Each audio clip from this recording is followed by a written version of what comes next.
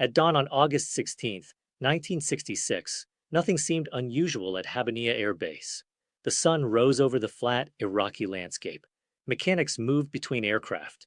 Pilots reviewed routine training schedules. Engines warmed. Orders were followed. To everyone watching, Captain Munir Redfa was preparing for an ordinary flight. To Redfa, it was the most dangerous moment of his life. A routine disguise. The mission was deliberately unremarkable. A standard training sortie. No external fuel tanks. No unusual weapons load. No deviations in paperwork. Redfa knew that the slightest anomaly could trigger suspicion. Iraqi intelligence was deeply paranoid. Pilots were monitored. Loyalty was constantly questioned. He followed procedure perfectly. He said little. He smiled when required. He acted like a man with nothing to hide. Inside, he was calculating distances, fuel consumption, radar coverage, and time. There would be no second chance. The aircraft, MiG-21 number 534. The aircraft assigned to Redfa carried the serial number 534.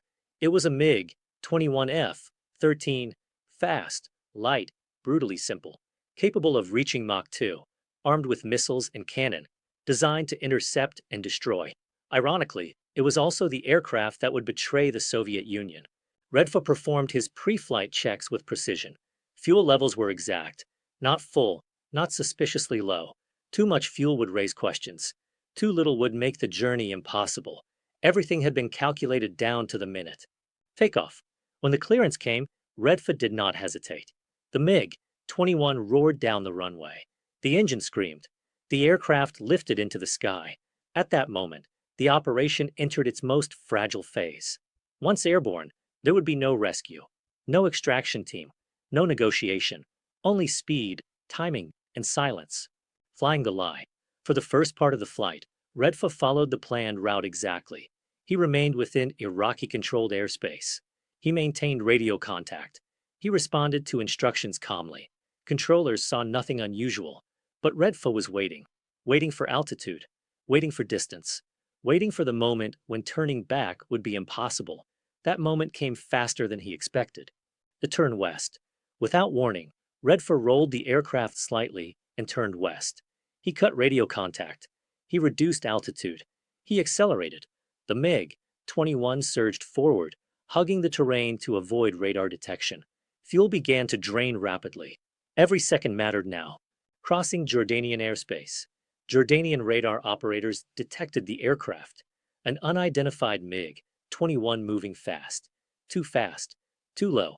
Jordanian fighters were scrambled, but they were already late.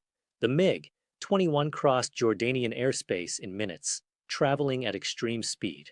By the time interception was possible, the aircraft was already gone. Redfa did not slow. He did not climb. He did not look back. Behind him, alarms were spreading. Iraqi realization. At Habaniya Air Base, confusion erupted. Controllers attempted to re-establish contact. Officers checked flight plans. Commanders realized something was wrong. Then the truth became unavoidable. A MiG-21 was defecting. The most advanced Soviet fighter in the Arab world was disappearing into enemy airspace. Orders were shouted. Phones rang. But there was nothing to be done. It was already too late. Israeli skies. As Redfa approached Israeli airspace, his fuel gauges dropped dangerously low. He was flying on calculation and faith. Then, Israeli radar picked him up. Unlike Jordan, Israel was ready.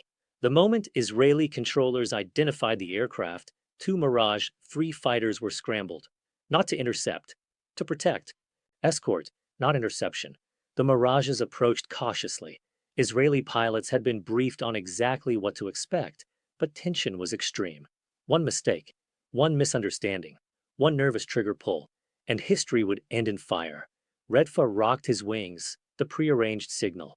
The Mirages fell into formation. For the first time, Redfa allowed himself to breathe. The final approach. Fuel was nearly exhausted. Redfa could not abort. He could not divert. He could not hesitate. The Israeli airbase at Hatzor came into view. Redfa lowered his landing gear, reduced speed, brought the MiG-21 down gently. When the wheels touched the runway, the impossible became real. The aircraft rolled to a stop. The engine died, and silence followed. The moment of truth. Israeli ground crews surrounded the aircraft immediately. Weapons were trained, orders were shouted, then quickly lowered. Redfa climbed out of the cockpit. He was alive. He was safe. And he was no longer Iraqi. The MiG-21 was secured. Within minutes, the aircraft was towed into a hangar and hidden from satellite observation. The serial number 534 disappeared. The aircraft received a new name, 007. Shockwaves began. Across the Middle East, panic spread. Iraq launched investigations. Pilots were interrogated. Officers were arrested. Executions quietly followed. The Soviet Union was humiliated. The KGB demanded answers. Advisors were recalled. Security procedures were rewritten overnight. But the damage was irreversible. The West now possessed the crown jewel of Soviet aviation. Israel's prize. Israeli engineers wasted no time. The MiG-21 was dismantled bolt by bolt. Systems were tested. Engines were pushed. Limits were explored.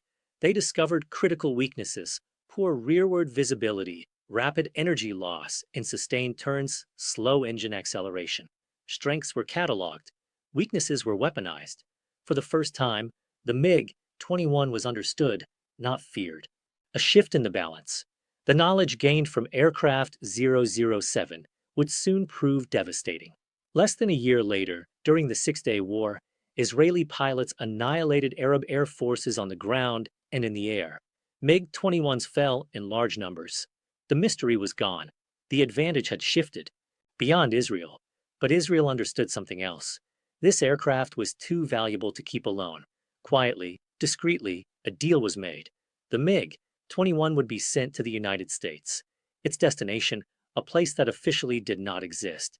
Area 51. History leaves the ground. On August 16, 1966, a single pilot changed the course of air combat history. Not with missiles, not with bombs, but with a decision. A turn west, a tank nearly empty, and the courage to fly into the unknown. The Cold War had just lost one of its greatest secrets.